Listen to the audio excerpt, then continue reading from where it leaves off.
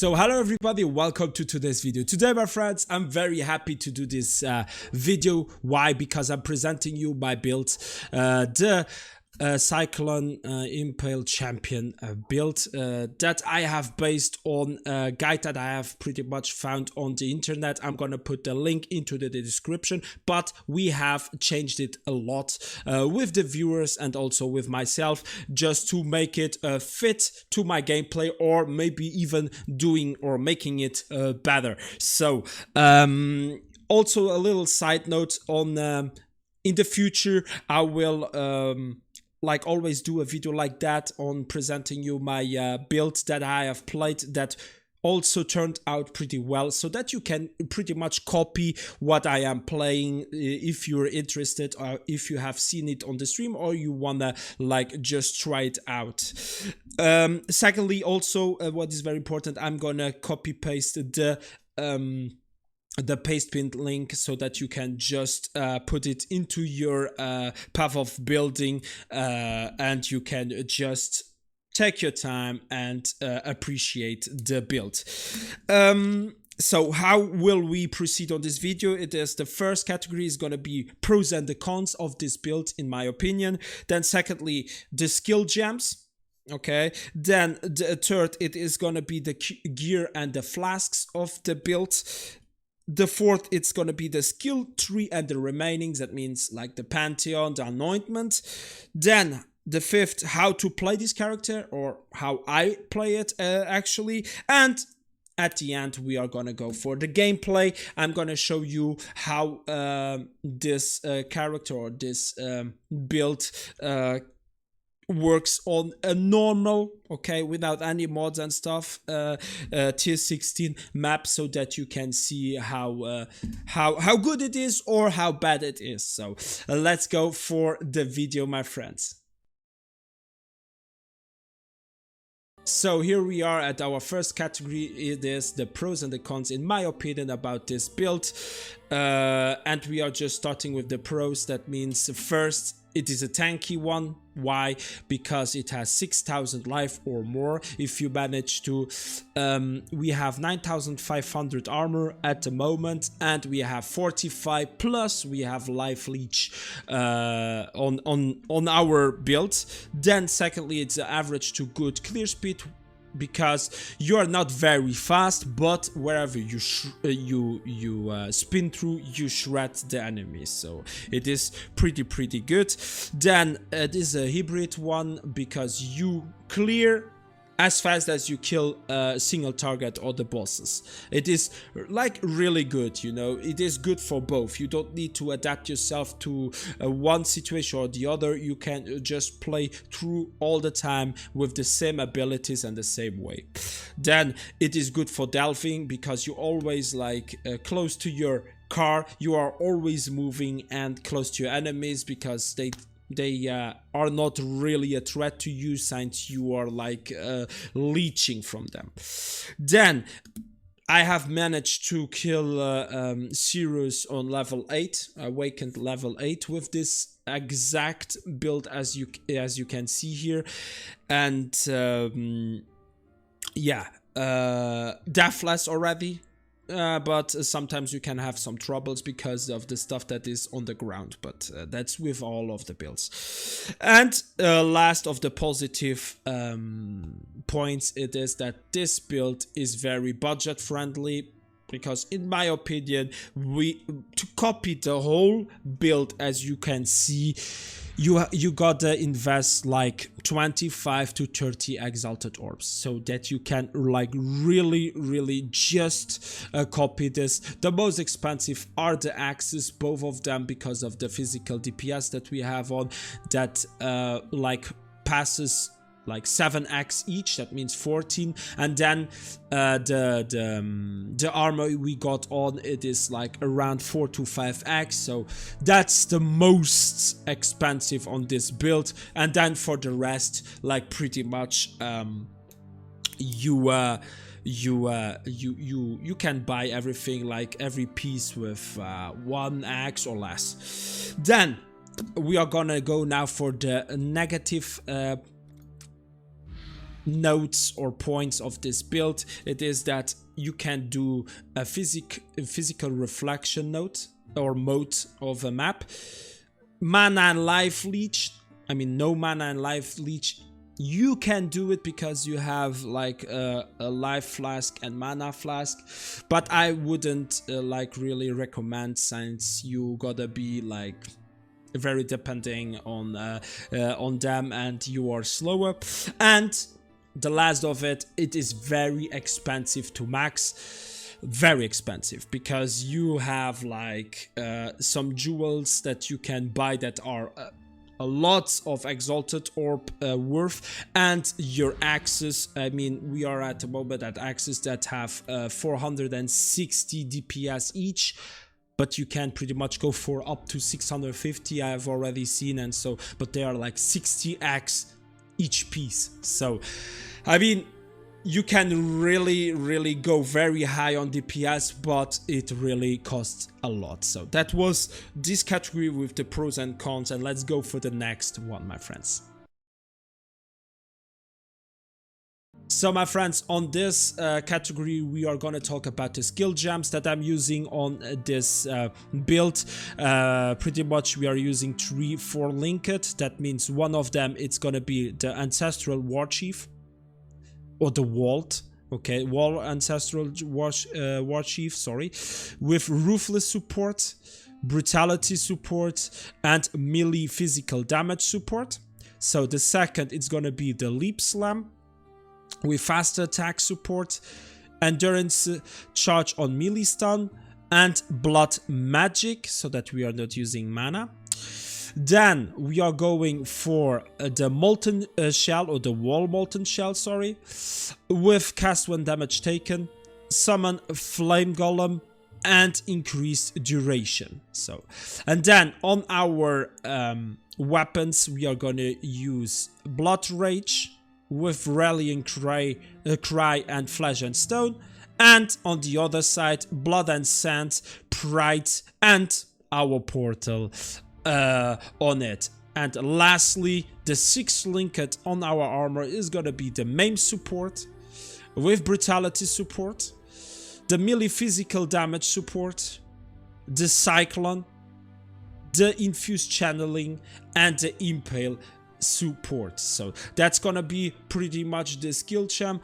Just a little side note to the skill gems is, whenever you are playing with an aura, just change your brutality through elemental damage, so that you also do elemental damage, because the auras really give you a big boost on elemental damage, and it's gonna like triple up your damage. Just saying. And a special hello to our friend Delegus. So, and now let's go for the next category, my friends. So my friends, here we are at the second category. It is the gear and the flasks that I'm presenting you, that I'm using. Actually, the axes, we are like going for one-handed axes without critical strike, but you can have it on it, but it doesn't matter because we are not using critical strike. So pretty much we are going for the most physical DPS you can afford. That's the most important. As you can see, we are at 468 with my first one, and the other 460, I think it is. Yeah, 460 physical DPS. That's what you are looking for. Then we got the helmet, where the most important is the maximum life. Like almost all of our gear, it is the maximum life that is very important. The resistances until you're capped, okay? And yeah, that's pretty much it. And on the helmet, you want the implicit increased cyclone attack speed, 15%. That's very important. And if you can afford it, you can go for nearby enemies take increased physical damage. Okay, that's also a very good one. It's gonna boost your DPS, since the resistances of your enemies are gonna go down against you, but it's gonna be expensive. Then on the armor, we went for a Belly of the Beast because it has high life and armor and some resistances on it. Then on our rings, we are going for the flat physical damage to attacks and curse enemy with a Warlord's Mark. Why? Because of the leeching and you curse them. We are not going for Assassin's Mark because we are not using critical strike. So, and there again, maximum life and resistances, as you can see also here, it's the same. And what is very important here, we need physical attack damage leached as mana. You can have like on your rings or on your weapons, but I would recommend you to look for on the rings because it is less expensive. Because if you want physical damage high, it's already very expensive, plus the bot physical attack damage leached as mana, it's gonna be expensive. Then on the amulet, we want also flat physical damage to attacks, and yeah, if you can afford attack speed on it, and yeah, that's pretty much it. Then our gloves, again, the best is the spike gloves because of the implicit increased melee damage. Again, we are going for flat physical damage to attack, some attack speed, and so on. On our belt, you can go for Stygian Wise because of the free jewel on it, or you going for Rustic Stash because of the global physical damage, implicit, and again the maximum life and resistances. There's not much to say, it's always the same a bit. Then here on our boots, there we want to get the movement speed 30%. If you can afford it, take it. It's very important for the Cyclone. The faster you are, the more you shred. And maximum life plus resistances, pretty much. And then the flasks, we are going for a silver flask that gives you onslaught. Okay, and you want on every of your flasks, that means removes bleeding, removes freeze, removes shock, removes burning, and the curses. If you can afford all of them, if you like activate all of them, you are pretty much immune for those seconds, or you're gonna remove everything out of your character that could harm your life. But yeah, silver flask. Then we go for sulfur flask because of the increased damage. Very important, the quicksilver flask because of the movement speed. The life flask, always very important for yourself, especially at the boss when he is going from face to face and you can't leech from him. And a mana flask. There are some people, they say you don't need because like you could like really leech from bosses or from monsters, but I prefer to have one backup. Whenever I am like spinning a bit too much and I'm not leeching anymore and I'm out of mana, I have this one to just back me up. And very important, my friends, if you can afford it, then it's no discussion for this mana flask, is channeling the mod. Channeling non-channeling skills have -2 total mana costs if you can afford it on your rings or on your gear. Because the only thing that is using mana in your whole build, it is your Cyclone that does like, or takes 7 mana whenever you're using it. So if you can afford to have over -7 for this mod, then you don't need any mana, so you can just spin around until you get like really drumsy, or whatever you say it. Or yeah, that's pretty much it with the gear and the flasks. And we are gonna go now for the skill tree and the remainings, my friend. Let's go. So now for the skill tree and the remainings. I mean, about the skill tree, there is not much to say. Signs, I'm gonna copy paste. I'm gonna copy paste the Pastebin Link into the description. You can just paste it into your path of building. But the most important, I guess, in the skill tree is actually the resolute technique, because your hits can be evaded, never deal critical strikes. That's why our whole build is not using critical strikes pretty much. We are going for all of the life nodes. We are going for cluster jewel on this. That is very good. I mean, deep cuts is very, very important because of the extra impale on that. Then we have a devastator because of the explosions of your enemies. That is also very good. And we got a jewel socket whenever we need, like if you can afford like to change a bit of the skill tree. I mean, it's not perfect. If you can like spare some points and put it up here and go for another cluster jewel, that would be amazing, actually. And the anointment, that's very important to say. We are going for ambidexterity because it really boosts your whole damage in overall. So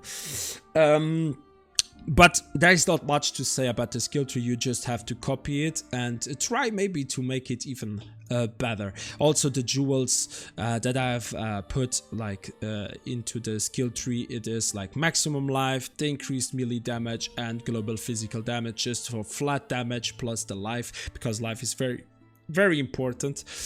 And the remainings, I mean, what is worth it to talk about? It is your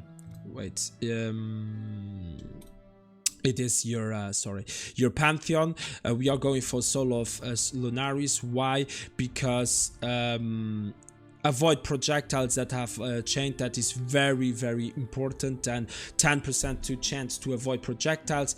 That is also very important, but the most important, it is the major mode of this. It is increased movement speed for each nearby enemy up to 8%. That means you are always close to your enemies. So, and the movement speed is very important for your Cyclone. So you are, when you're fighting, you're pretty much all the time 8% faster than usual, what is very good. Then we have the Soul of Shakari. Immune to poison. That's amazing. That's something amazing that you should like go always for it. I mean, in every build, I would even say. I mean, that's pretty much it with the skill tree and remainings. If you have any questions, just put into the comments. Maybe I can answer to you if I have just forgotten it. And let's go now for the next category. So my friends, how do I play this character? Actually, it's pretty simple. On my T-bar, okay, I have my portal activated normally, but I'm always using it if, for example, I die or I start to play and my auras are not enabled. I'm gonna go for Flash and Stone. I activate it, and I'm gonna go for Blood and Sand. So you have to manage that it's red, because it's gonna like make a lot more damage. People are saying that you should go for sand if you're going for a boss, but I just keep it red for the damage to be high, and it turns pretty good. So if it's like this, you just need to activate one of both and you get red again. And then we are going for Pride. I activate it, and then I go for Portal, and I'm set with the auras, and they are always like activated until I die. Then on my left button of my mouse, I'm gonna go for Rallying Cry. Why? Because I can move still, and whenever I click on it, it's gonna like activate your Rallying Cry. So you move and you have this this boost all the time, like activated. My Cyclone on my middle button, then my Leap Slam on my right button. Then we got the Wall Ancestral War Chief on the Q, and on W Ancestral War Chief. Why? Because yeah, I mean, a W, you can like all the time like use the Ancestral War Chief, but the Wall Ancestral War Chief is gonna like fill up the more you kill, and when you have it, this is a big boost for your damage right there. Okay, and that's I use it most of the time. I keep it until I go to a boss, or whenever it's gonna be very hard to clear some monsters because they are just too tanky, you just use it. Then the Blood Rage, all the time you gotta have it activated. And at the end we have the Wall Molten Shell on R. That's when you know, okay, something is gonna happen, like the boss is gonna proc something very strong, or there are many monsters like coming up, and you're seeing that your life is going down and you don't want to die. You're gonna use it, but there again, it's a vault one, so that it needs some souls to fill up, and you can't be like proccing it all the time. So keep it safe right there. So that's pretty much how I play it, but in the next category, I'm gonna show you a tier 16 map. So let's go. So, and now we are gonna go for the gameplay. So less talking, more playing, more killing. That's what we are here for. So, and for that, I'm just gonna go for a random tier 16 normal, okay, because I just want to be as transparent as possible without any modifiers and stuff, so that you see it like at a blank, you know. So, and we are also not gonna go for the Portal of Delirium, because it's maybe gonna lag a bit for you. So I'm just gonna do it normally, okay. I hope it is not lagging too much, and let's go. So as you can see, this is like pretty much going, I mean, you see that your movement speed is like, you are slow, okay, but whenever you spin through enemies, you really shred them. You see it.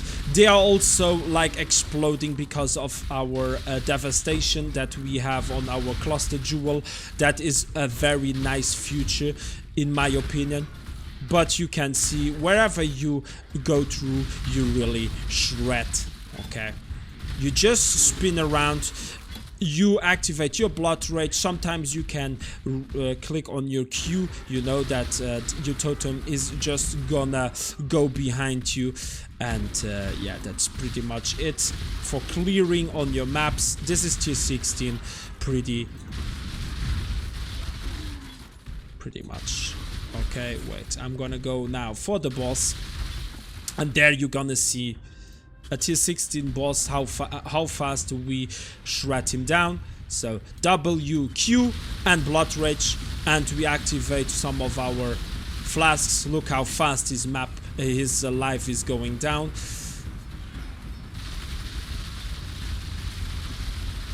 That's really not a problem for us. Let's go and finish him off.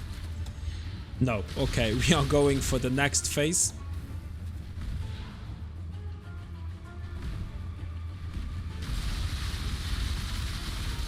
And there we go. Is that so? I'm not gonna go for more. Oh, that's a nice map. I mean, I'm not gonna go for more than that. I mean, you have seen it. It is this build that I just was talking all the video about. So that was pretty much it, my friends, for this video. I mean, it's not a perfect, I mean, this is not a perfect guide. That means it's not one that you are gonna do like 40 million DPS and stuff. It's not a pro build and stuff, but it's pretty decent. Even though you are a beginner, you can pretty much easily copy this build. There is not much to know about. And yeah, I'm very happy that I presented it to you, so that when I've done that, I can go for next build now on the stream. I'm very happy about that. if you have any suggestion to make the videos better, or if there are some stuff like missing on this video, just let me know. Don't forget to comment, to like, and to subscribe for more, and I'm looking forward to do it and to do more videos like this. So thank you so much for watching. Have a nice day, nice night. Maybe we see us on the next video, on the next stream on Twitch. So thank you so much, and bye bye my friends. I love ya.